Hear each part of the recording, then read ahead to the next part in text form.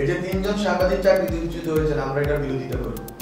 আমরা সরকার থেকে চাই না কোনো সাংবাদিককে আরবিট্রারিলি উইদাউট এনি নোটিস চাকরিচ্যুত করা হোক। অভ্যুত্থানের বিরুদ্ধে 7-8 মাস পার হলো মাত্র, এখনই আপনি লেখা শুরু করছেন। এটা একটা আন্দোলন, নিছক একটা আন্দোলন, এবং এইভাবে লেখা 34 দিনের আন্দোলন। আমি শুধু জানতে চাই, গত 15 বছরে এই যে মামলা হলো, কয়েক হাজার মামলা হলো সাংবাদিকদের বিরুদ্ধে, কয়জন সম্পাদক লেখছে, এটা দেখা দরকার। জনগণকে এটা জানা দরকার। জনগণের অধিকার আছে জানা যে কারা ওই সময় চুপ করেছিল। এখানে 2000 লোক শহীদ হয়নি, এখানে যার সাথে চক্রান্ত হয়েছিল এবং হাসিনাকে উৎখাত করা হয়েছে।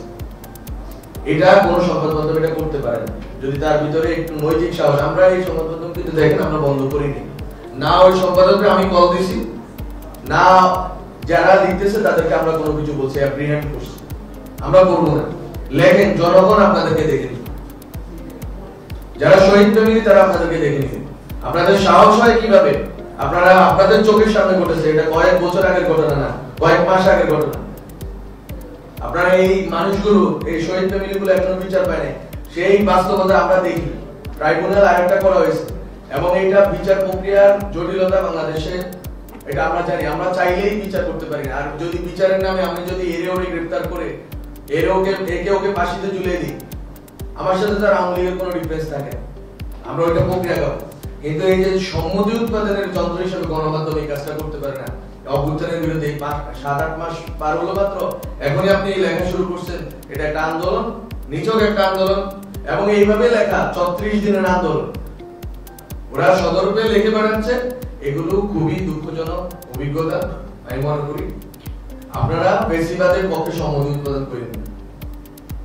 আপনারা জনগণ যখন প্রতিবাদ করে, অবশ্যই এখানে মব ভায়োলেন্স হয়েছে, এবং মব ভায়োলেন্সের বিরুদ্ধে আমরা অবস্থান নিয়েছি। কোনো সংবাদ মাধ্যমে আজ পর্যন্ত কোনো আঘাত করতে দেওয়া হয়নি, এবং সামনেও করতে দেওয়া হবে না কোনো সাংবাদিক।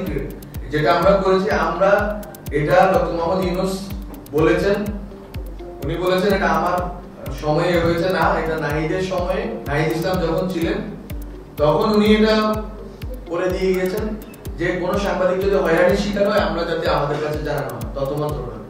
আমরা কিন্তু এই লিস্টটা প্রণয়ন করেছি।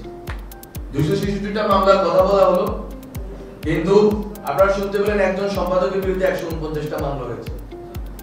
আমি শুধু জানতে চাই, গত 15 বছরে এই যে মামলা হলো, কয়েক হাজার মামলা হলো সাংবাদিকদের বিরুদ্ধে, কয়জন সম্পাদক লেখছে, আমাদের কাছে প্রমাণ আছে। এখন তো ডিজিটাল যুগ, সবগুলো ফাইল তো আছে, সবগুলো পত্রিকা তো অ্যাভেলেবল আছে। কয়জন সম্পাদকই লিখেছেন, কয়টা রিপোর্ট বের হয়েছে যারা নিপীড়িত হয়েছেন এই সাংবাদিকদের নিয়ে, আমরা দেখি। এটা দেখা দরকার। জনগণকে এটা জানা দরকার। জনগণের অধিকার আছে জানা যে কারা ওই সময় চুপ করেছিল, কারা ওই সময় সরব ছিল। যে কথা বলতেছিলাম, আমাদের মন্ত্রণালয় থেকে যদি কোনো রকম হয়রানিমূলক মামলা হয়, আমরা এই মামলাগুলো পর্যালোচনা করব। তথ্য মন্ত্রণালয়ের অধিকার নেই এটা মামলাগুলোর পর্যালোচনা করার। আমরা যখন আমাদের কাছে চাওয়া হয়েছে, আমরা এই মামলাগুলোর সবগুলো পুরা প্রশাসনকে, আমাদের তথ্য অফিসকে ইউজ করে বা এদেরকে সাথে নিয়ে আমরা এটা সংগ্রহ করেছি। স্বরাষ্ট্র মন্ত্রণালয়ে যাবে, আইন মন্ত্রণালয়ে যাবে, তারা বিচার করে দেখবে। যদি এরকম হয় হয়রানিমূলক মামলা, তাহলে মামলাগুলো প্রত্যাহারের ব্যবস্থা হবে।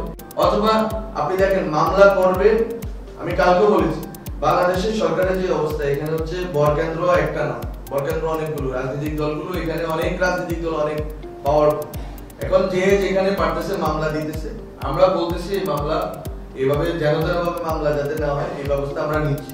কিন্তু মামলা যেগুলো হয়েছে, সেগুলো যদি হয়রানিমূলক কিছু হয়, সেটার বিরুদ্ধে আমরা যাবো, এবং আমরা স্বরাষ্ট্র মন্ত্রণালয় এবং আইন মন্ত্রণালয়টা পাঠাবো।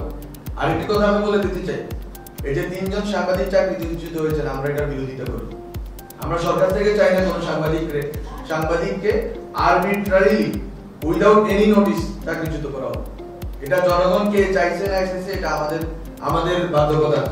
আমরা চাই সাংবাদিকদের যদি চাকরিচ্যুত করার এটা প্রক্রিয়া আছে, সাংবাদিক সুরক্ষা আইনের কথা বলা আছে।